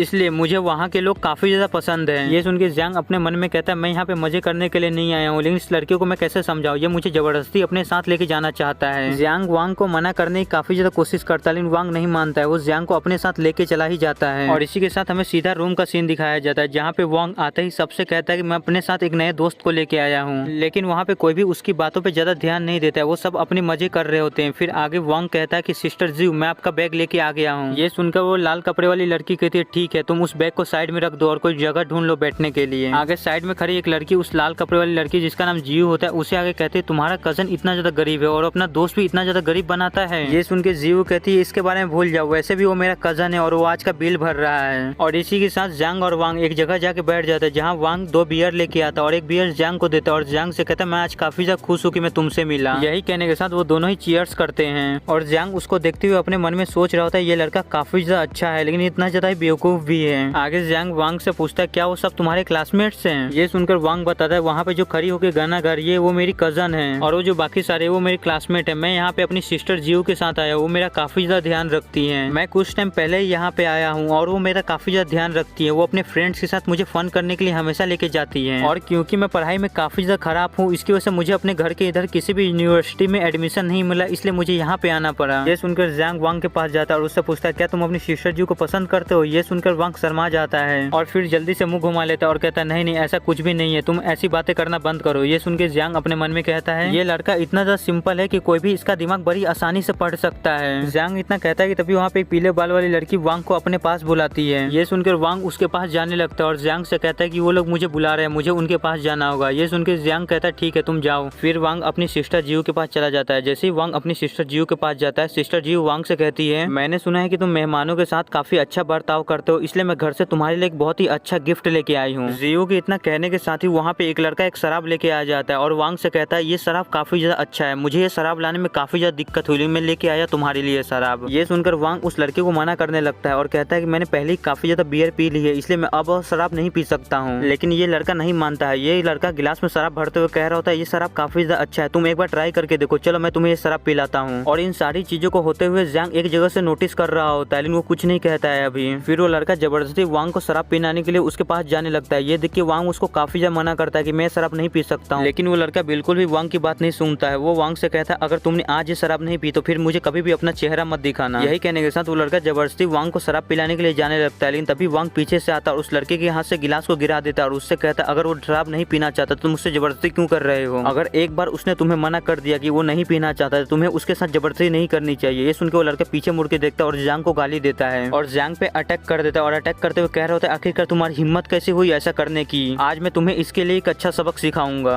उस लड़के को अपने ऊपर हमला करते हुए देख के ज़्यांग बिल्कुल भी अपनी जगह से नहीं हिलता है, बस ज़्यांग अपने एक ही हाथ से उस लड़के के हाथ को ब्लॉक कर लेता है, रोक लेता है और फिर उसके हाथ को मोड़ के तोड़ देता है, जिसकी वजह से उस लड़के को काफी ज्यादा दर्द होता है, एक जोरदार चीख मारता है। फिर वो लड़का अपने दूसरे हाथ से जिसमें उसने दारू की बोतल पकड़ी हुई होती है उस हाथ से ज़्यांग के ऊपर अटैक करता है, लेकिन ज़्यांग अपने दूसरे हाथ से भी उसके हाथ को ब्लॉक कर देता है। उसके ही मुंह में उस दारू की बोतल को डाल दिया होता है और पूरी दारू की बोतल उसे पिला देता है। लेकिन तभी ज़्यांग के साइड से कोई उसके ऊपर हमला करता है। ज़्यांग उस हमले को होते हुए देख लेता है, वो जल्दी से अपने हाथ में रखे इंसान को उस बंदे के की तरफ फेंकता है और फिर दोनों को ही एक बहुत ही ताकतवर किक मारता है। इसकी वजह से वो दोनों ही काफी दूर जाके गिरते हैं और वहाँ पे खड़ी लड़की काफी ज्यादा डर जाती है। वो जोर जोर से चिल्लाने लगती है और मदद के लिए बुलाने लगती है किसी को। इसी के साथ हमें वांग को भी दिखाया जाता है जो ये सब देख के डर गया होता है। वो जियांग से कहता है ब्रदर तुम्हें ऐसा करने की जरूरत नहीं है, हम आराम से बैठ के बात कर सकते हैं। और उसकी कजन पीछे से कह रही होती है वांग तुम कैसे कैसे लोगों को यहाँ पे लेके आते हो, ये यहाँ पे आने का फाइट कर रहा है। आगे जियांग उस लड़की से कहता है तुम अपनी बकवास बंद करो, मैं सिर्फ वांग की वजह से तुम्हें यहाँ पे छोड़ रहा हूँ, वरना मैं तुम्हारी इतनी बुरी हालत करता तुम सोच भी नहीं सकते हो। और वांग का टी शर्ट पकड़ के उससे कहता है क्या तुम्हें अभी भी समझ में नहीं आ रहा है, अपने आप को देखो, ये सब तुम्हारा यूज कर रहे हैं, तुम्हारा इस्तेमाल कर रहे हैं, बस तुम उन्हें देखो जिन्हें तुम दोस्त कर रहे थे, वो तुम्हें अभी नुकसान पहुंचाने की कोशिश कर रहे थे, तुम्हारे साथ ऐसे दुर्व्यवहार कर रहे थे। क्या ऐसे होते हैं दोस्त जो अपने दोस्त के साथ ऐसे बर्ताव करते हैं? तुम अपने आप से पूछो, इस सच्चाई को मानना सीखो तुम। जियांग इतना कहता है कि तभी वहाँ से जियो भी दौड़ के बाहर भाग जाती है मदद मदद चिल्लाते हुए, जिसे देख के वांग कहता है सिस्टर जियो क्या तुम भी वैसी ही निकली? मैंने सोचा था कि तुम मेरी इतनी ज्यादा केयर करती हो, तुम सच में मुझसे प्यार करती हो, लेकिन तुम भी वैसी ही निकली सबके जैसी, तुमने भी मेरा इस्तेमाल किया। इसकी वजह से वांग पूरी तरह से टूट जाता है, वो इस सच्चाई को मानने के लिए तैयार नहीं होता है। तभी हमें दिखाया जाता है 3 लोग उस रूम के अंदर एंटर कर रहे होते हैं और उनमें से सबसे आगे वाला बंदा कहता है आखिरकार कौन है जो हमारे होटल में ट्रबल करने की कोशिश कर रहा है। लेकिन वो बंदा जैसे ही पूरी तरह से रूम के अंदर एंटर होता है और वो जियांग को देखता है, उसकी पूरी तरह से होश उड़ जाते हैं, उसके पैरों तले से जमीन खिसक जाती है और जियांग भी उसे काफी ज्यादा गुस्से भरी नजरों से घूर रहा होता है और वो अपने अंदर से किलिंग इंटेंट निकाल रहा होता है। ये देख के वो बंदा घबराते हुए कहता है तुम तो वही हो ना, वो चाइना वाले लड़के। ये सुनकर जियांग उसको मुस्कुराते हुए कहता है हाँ तुमने बिल्कुल सही गेस किया, मैं वही हूँ। यही कहने के साथ जियांग बहुत ही तेज से आगे बढ़ के उस बंदे को किक मारता है, जिसकी वजह से वो बंदा उड़ते हुए रूम के बाहर चला जाता है। फिर जियांग दूसरे बंदे को ही मार देता है और कुछ ही देर में उन सबका किस्सा खत्म कर देता है। और वहीं पे जियो भी ये सब देख के काफी ज्यादा डर गई होती है, वो अपने घुटनों पे आ जाती है और काफी ज्यादा कांपने लगती है। आगे जियांग वांग से कहता है जल्दी से यहाँ पीछे वाले दरवाजे से निकल जाओ, हालात और खराब हो उससे पहले, अगर यहाँ पे हालात और भी ज्यादा खराब हुए तो तुम्हारे पास कोई भी मौका नहीं होगा यहाँ से निकलने का। जियांग के इतना कहने के साथ ही हमें दिखाया जाता है 2 और गार्ड दौड़ते हुए जियांग की तरफ आ रहे होते और उसे चिल्ला कहते हैं तुम वहाँ से हिलना मत वरना हम फायरिंग कर देंगे। उन गार्ड्स को अपनी तरफ आते हुए देख के जियांग अपने सामने पड़े हुए इंसान को उठाता है और उन गार्ड्स की तरफ बहुत ही तेजी से फोर्स से फेंक देता है। लेकिन वो गार्ड भी काफी ज्यादा अच्छे होते हैं, वो बड़ी आसानी से उससे बच लेते हैं और इसी के साथ हमें बस ब्लड को दिखाया जाता है। फिर हमें कुछ देर बाद का सीन दिखाया जाता है जहाँ पे जियांग ने उन सबको खत्म कर दिया होता है और उन्हें देखते हुए कह रहा होता है तुम लोग सच में थोड़े बहुत तो ताकतवर थे और तुम लोग पूरी तैयारी से आए थे, लेकिन तुम्हारे लिए किस्मत खराब थी कि तुम्हारा सामना मुझसे हो गया। फिर हमें वांग को दिखाया जाता है जिसे बाहर से बिल्कुल भी कोई आवाज नहीं आ रही थी, तो धीरे धीरे करके बाहर देखने के लिए आता है कि बाहर कैसा माहौल है। लेकिन बाहर के नजारे को देख के तो उसकी पूरी तरह से रूह कांप जाती है। हमें दिखाया जाता है वहाँ पे काफी सारे गार्ड्स के डेड बॉडी पड़े हुए होते हैं, जिन्हें देख के वांग कहता है आखिरकार वो कितना ज्यादा ताकतवर था कि इन ट्रेन बॉडी गार्ड्स को उसने अकेले ही संभाल लिया और मार दिया। वांग वहाँ पे खड़ा होकर ये सब कह ही रहा होता है, तभी वांग को कोई पीछे से बुलाता है। ये सुन के वांग जब पीछे मुड़ के देखता है तो हमें दिखाया जाता है वहाँ पे जियो होती है, जो उससे कहती है वांग मेरे पैर में चोट लग गया है, मैं चल नहीं सकती हूँ, क्या तुम मुझे यहाँ से उठा के बाहर लेके जा सकते हो? ये सुनकर वांग उसे बाहर ले जाने के लिए मान जाता है और उसे अपने कंधे पे उठा लेता है और उसे वहाँ से लेके जाने लगता है। तभी जियो पीछे से कहती है 1 मिनट रुक जा, हम उन्हें पीछे छोड़ के नहीं जा सकते हैं, तुम यहाँ पे खड़े खड़े क्या कर रहे हो, तुम उनकी जाके मदद करो, उन्हें भी बाहर लेके चलो। ये सुनकर वांग को काफी ज्यादा गुस्सा आता है क्योंकि अब उसे पता चल गया होता है कि इन लोग बस उसका इस्तेमाल कर रहे थे और वो जियो को बस इसलिए बाहर लेके जा रहा था क्योंकि वो उसकी कजन है, वरना उसे भी वो बाहर लेके नहीं जाता। लेकिन अब उसके सबर का बांध टूट गया है, अब वो इतना ज्यादा ये सब नहीं झेल सकता, इसलिए वो उसे वहीं पे फेंक देता है और उसे कहता है तुम्हें उनकी मदद करनी है तो तुम खुद जाके करो। यही कहने के साथ वो वहाँ से चला जाता है और हमें जियो को दिखाया जाता है जिसकी पूरी तरह से हालत खराब हो गई होती है। वो अपने मन में कह रही थी आखिरकार वो मेरे साथ ऐसा कैसे कर सकता है, वो मुझे यहाँ पे अकेला छोड़ के कैसे जा सकता है, मुझे यहाँ पे काफी ज्यादा डर लग रहा है, कोई तो आके मेरी मदद करो, कोई तो मुझे यहाँ से लेके जाओ। लेकिन वांग तो वहाँ से चला गया होता है और वहाँ पे कोई भी उसकी मदद करने वाला नहीं होता है, बस वो अकेली वहाँ पे पड़ी रहती है। फिर हमें बाहर का सीन दिखाया जाता है जहाँ पे काफी सारे गार्ड जियांग को पकड़ने के लिए घात लगा बैठे हुए होते हैं। उनमें से एक गार्ड कहता है उस बास्टर्ड ने पूरे होटल की इमरजेंसी लाइट को कट कर दिया है, जिसकी वजह से यहाँ पे पूरी तरह से अंधेरा हो गया है और वो अंधेरे का फायदा उठा के यहाँ से बच के निकलना चाहता है, लेकिन हमें किसी भी कीमत में उसे पकड़ना होगा, वो यहाँ से बच के निकलना नहीं चाहिए। वो गार्ड ये कह ही रहा होता है तभी जियांग उसके पीछे आ जाता है और उस गार्ड से कहता है क्या तुम मुझे पकड़ने की बात कर रहे हो, लेकिन इतना ज्यादा अफसोस की बात है, तुम मुझे पकड़ नहीं पाओगे क्योंकि तुम अब मरने वाले हो यहीं पे। जियांग को अचानक अपने पीछे देख के वो गार्ड काफी ज्यादा डर जाता है और जियांग अंधेरे का फायदा उठा के वहाँ पे जितने भी गार्ड होते हैं उन्हें कुछ ही देर में निपटा देता है और सबको खत्म कर देता है। इन सारी चीजों को होते हुए एक बंदा मॉनिटर रूम से देख रहा होता है और इन सबको देखते हुए कहता है आखिरकार ये कैसा मॉन्स्टर है, इन सारे गार्ड्स को उसने अकेले ही खत्म कर दिया, ये तो सच में कितना ज्यादा डरावना है। और इसी के साथ हमारा सीन चेंज होता है, हमें जियांग को दिखाया जाता है जो उस होटल से बाहर आ गया होता है और बाहर चलते हुए कह रहा था फाइनली मैं उस होटल से बाहर आ ही गया। जियांग यही कहते हुए सामने की तरफ जा ही रहा होता है तभी तभी वो अपने सामने एक गाड़ी को लगा हुआ देखता है, जिसे देख के वो काफी ज्यादा सस्पिशियस हो जाता है। वो गाड़ी को ध्यान से देखने लगता है। जब वो गाड़ी में ध्यान से देखता है तो उस गाड़ी में एक बंदा बैठा हुआ होता है जो उसी की तरफ देख रहा होता है और उसे घूरे जा रहा होता है। और जियांग उस बंदे को देख के पूरी तरह से चौंक जाता है और वो बंदा जियांग को देखता कहता है फाइनली मैंने तुम्हें ढूंढ ही लिया। तभी वो बंदा जल्दी से अपनी गाड़ी से निकलता है और जियांग की तरफ दौड़ के बहुत ही तेजी से जाने लगता है, जिसे देख के जियांग भी बहुत ही तेजी से वहाँ से भागने लगता है और अपने मन में कह रहा होता है इसकी रिएक्शन स्पीड कितनी है तेज है, ये कोई सिंपल बंदा नहीं है। जियांग को ऐसे भागते हुए देख के वो बंदा अपने सामने एक डस्टबिन गिरा हुआ देखता है और उसे बहुत ही तेजी से किक मारता है, जिसकी वजह से वो डस्टबिन काफी तेजी से जियांग की तरफ जाने लगता है। जियांग जल्दी से उसकी तरफ बढ़ता है, उस डस्टबिन को डॉज करते हुए उसके ऊपर अटैक कर देता है। लेकिन वो बंदा भी कमजोर नहीं होता है। वो बंदा जैसे ही देखता है कि जियांग उसके ऊपर अटैक कर रहे हैं, वो अपने हाथों में अपनी एनर्जी को इकट्ठा करने लगता है और अपनी एनर्जी से उसके ऊपर अटैक कर देता है। उस बंदे की एनर्जी के कारण उसके पीछे एक बहुत ही बड़ा स्नेक बन जाता है और अपने स्नेक लॉर्ड अटैक को जियांग के ऊपर कर देता है। इस अटैक को देख के जियांग भी अपने हाथ में एनर्जी को इकट्ठा करता है और उसके ऊपर अटैक करता है। उन दोनों का अटैक जैसे ही आपस में टकराता है, उन दोनों के अटैक से ही काफी ज्यादा एनर्जी रिलीज होने लगती है। उन दोनों का अटैक ही काफी ज्यादा पावरफुल होता है और वो दोनों ही पीछे की तरफ धकेले जाते हैं। और स्नैक मैन अपने मन में सोचता है इस बंदे की पावर सच में काफी ज्यादा टेरिफाइंग है, मुझे लगता है कि मुझे उससे फाइट नहीं करनी चाहिए, मैं सच में काफी ज्यादा केयरलेस था। हमें दिखाया जाता है उस स्नैक मैन के हाथ पूरी तरह से कांप रहे होते हैं। जियांग के हाथ की भी हालत कुछ ठीक नहीं होती है, उसके हाथ में भी असर पड़ा हुआ होता है। वो अपने मन में कह रहे होते हैं आखिर ये कैसी फीलिंग है। जैसे ही मैंने अपने अटैक को उस बंदे के अटैक के साथ टकराया, मेरे हाथ में कुछ अजीब सी फीलिंग आई, मुझे जल्दी इन सबको खत्म करना पड़ेगा, यहाँ पे कुछ और लोग आ जाए और मेरी मुसीबत बढ़ जाए इससे पहले ही। यही कहने के साथ जियांग फिर से अपने अटैक को रेडी करता है और उस बंदे के ऊपर अटैक करने के लिए आगे बढ़ जाता है। लेकिन वो बंदा बड़े ही आराम से नीचे झुक के जियांग के अटैक को डॉज कर लेता है और फिर मुस्कुराते हुए अपने हाथ से जियांग के पेट के ऊपर अटैक करता है। लेकिन जियांग इस अटैक को डॉज कर लेता है, लेकिन जियांग को इस अटैक को डॉज करने में काफी ज्यादा मुश्किल होती है। फिर जियांग अपने किक से उस बंदे के ऊपर अटैक करता है, लेकिन वो बंदा ऊपर कूद के जियांग के अटैक को डॉज कर लेता है और हवा में से ही जियांग के ऊपर अपने हाथ से अटैक करता है। लेकिन जियांग उसके हमले को अपने हाथ से ही ब्लॉक कर लेता है। फिर जियांग अपने पंच को फिर से रेडी करता है और उस बंदे के ऊपर अटैक कर देता है, लेकिन वो बंदा जियांग के इस हमले को ही ब्लॉक कर लेता है। आगे जियांग कहता है तुम सच में काफी ज्यादा स्ट्रॉन्ग हो, तुम्हारे जितना मेरे सामने कोई भी नहीं टिक पाया है आज तक। मैंने आज तक जितने लोगों के साथ भी लड़ा है उनमें से कोई भी मेरे सामने 3 मिनट से ज्यादा नहीं टिक पाया। तुम पहले ऐसे पर्सन हो जो मेरे सामने इतनी देर तक टिका रहा है। जियांग के इतना कहने के साथ ही वो दोनों ही अपनी एनर्जी को रिलीज करते हैं और दोनों ही एक दूसरे से दूर हट जाते हैं। दूर हटने के बाद जियांग उस बंदे से कहता है चलो मैं तुम्हें रिस्पेक्ट दिखाने के लिए अपना सबसे स्ट्रॉन्गेस्ट हमला तुम पे करूंगा और तुम्हें यहीं पे खत्म कर दूंगा। ये सुनकर वो बंदा भी अपने सबसे स्ट्रॉन्गेस्ट मूव को रेडी करने लगता है और जियांग से कहता है अगर तुम अपना सबसे स्ट्रॉन्गेस्ट मूव चलने वाले हो तो चलो मैं भी तुम्हें अपना सबसे स्ट्रॉन्गेस्ट मूव दिखाता हूँ। पूरे एंटायर सिटी में ऐसे 10 ही लोग हैं जो मेरे सामने इस लेवल पे फाइट कर सकते हैं और अब तुम उनमें से एक हो। आगे जियांग अपनी पावर को कई गुना ज्यादा बढ़ाने लगता है। वो अपने शरीर से काफी ज्यादा एनर्जी रिलीज कर रहा होता है, जिसे देख के वो स्नैक मैन भी हैरान हो जाता है। वो अपने मन में कहते हैं आखिरकार यहाँ पे चल क्या रहा है। उसका ऑरा जो उसके शरीर से निकल रहा था वो अचानक कई गुना ज्यादा बढ़ने लगा है और उसकी पावर भी कई गुना ज्यादा बढ़ रही है। लेकिन जियांग अपनी फुल पावर को एक्टिवेट करने के बाद उस बंदे से लड़ने के बजाय वहाँ से बहुत ही स्पीड में भाग जाता है। एपिसोड खत्म करने से पहले मैं आप सभी को बताता हूँ ये इस सीरीज का लास्ट चैप्टर था जो अभी तक रिलीज हुआ है। इसके बाद इसका कोई भी चैप्टर अभी तक रिलीज नहीं हुआ है, इसलिए जब भी इस सीरीज का आगे कोई भी चैप्टर रिलीज होगा तो मैं जल्दी से जल्दी एक्सप्लेन करने की कोशिश करूंगा। तो इसी के साथ आज का हमारा ये एपिसोड यहीं खत्म होता है। वीडियो पसंद आया होगा तो लाइक कर दीजिए, नहीं आएगा फिर भी लाइक कर दीजिए और चैनल को सब्सक्राइब कर दीजिए। Thank you for watching, bye. मिलते हैं अगले एपिसोड में।